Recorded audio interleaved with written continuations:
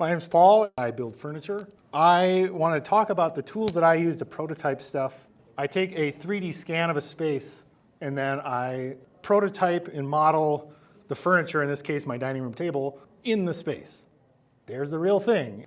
I use this app called Polycam. It's free. It uses the LiDAR sensor, which is like a depth and ranging thing, shoot lasers, and a bunch of photos of the space. The cool part is that all those scans are at one-to-one real-life scale. You know, that's my living room. And when I bring that into something like Blender, it's that size. It's the real size of that space. And this is just the scan straight out of Polycam. You just dragged into Blender, this is what it looks like. I will clean it up a little bit. I just squish stuff out of the way. I'm just gonna be building on top of this. Here's the rest of the scene and a bunch of stuff. It's just a big built-in over here. Get into the materials, and then here's the real lighting. And that looks awesome. You don't need it to look like this to get something useful out of these tools.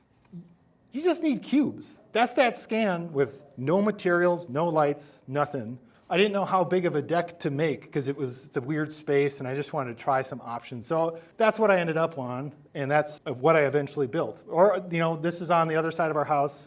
I wanted to see what a fence would look like. My office, I didn't know how many shelves to put there or how I should do that. So I scanned my office, tried a bunch of things. That's my garage, and I wanted to see what it would look like when I knocked out part of the wall. It turns out, it looks awesome. That's the deck, and those are the shelves, and I did knock out that wall. Sometimes it's just trying a thing out.